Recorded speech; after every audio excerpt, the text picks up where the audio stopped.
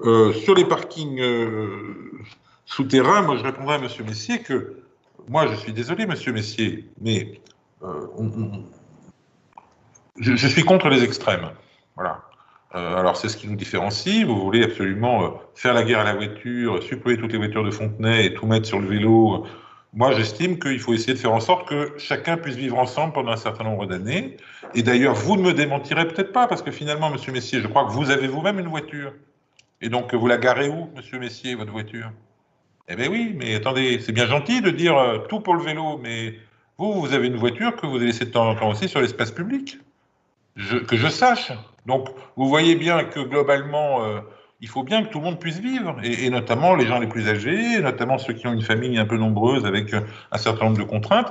Et moi, je suis désolé, l'équipe municipale, elle tient en compte, elle prend en compte tout le monde. Voilà. Et vous avez noté avec satisfaction, mais je note que vous êtes passé vite, du coup, sur le fait qu'en effet, il y a quand même deux équipements majeurs qui sont aujourd'hui des passoires thermiques, selon la terminologie habituelle, qui vont être rénovés. Les équipements vélos, écoutez, on a validé en bureau territorial la semaine dernière le plan vélo du territoire.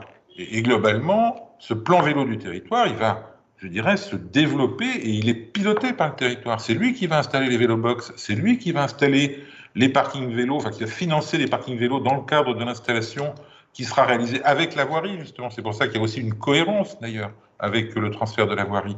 C'est lui qui va financer un certain nombre d'équipements type station de réparation, type point de recharge pour les vélos électriques, etc. Tout ça, ce sont des choses qui sont dans le plan vélo. Je crois qu'on a prévu de créer quand même sur le territoire 63 km de pistes cyclables, c'est quand même pas rien. Et donc avec un certain nombre d'axes en fonction d'une certaine cohérence qui essaye de rentrer dans la cohérence du RERV.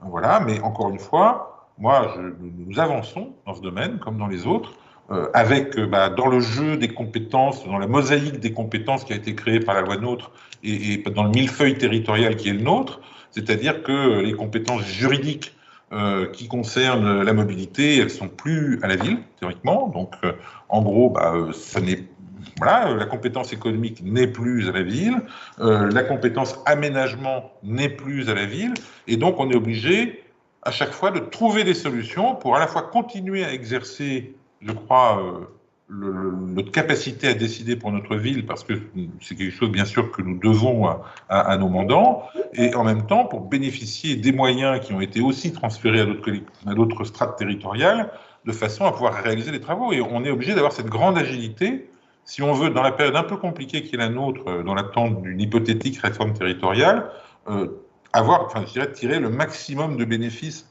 malgré tout pour dans l'intérêt de nos concitoyens. Voilà. Donc voilà, après, bien sûr, on peut discuter de tel ou tel projet, de telle ou telle option. En tout cas, nous allons en tout cas proposer, proposer à l'Assemblée de valider ce nouveau contrat. Il nous permet de réaliser un certain nombre d'engagements qui ont été pris vis-à-vis des Fontenaisiens. Il permet d'avancer à la fois dans le cadre de la transition énergétique, il permet aussi de favoriser malgré tout et de continuer à donner un certain nombre d'éléments qui nous permettront d'aller vers un modèle de piétonisation, mais pour l'instant, la situation n'est pas mûre. Il faut qu'il y ait à la fois un niveau de chalandise et un niveau de place de parking, justement, qui soit suffisant pour permettre d'avancer vers une piétonisation et petit à petit matérialiser de mieux en mieux, je dirais, cet espace au niveau de la rue principale, par exemple. Et tout ça, c'est des choses qui se font progressivement parce que, encore une fois, nos commerces, ils sont fragiles et on sait très bien quand même que, même quand ça finit par marcher, ce qui n'est pas toujours le cas, les zones piétonnes, elles commencent généralement par une période difficile pour les commerçants et c'est de toute façon pas en ce moment qu'il serait urgent de le faire. Ils sont plutôt, pour un certain nombre d'entre eux, en convalescence, en tout cas, nous l'espérons quand ils auront la possibilité de rouvrir déjà.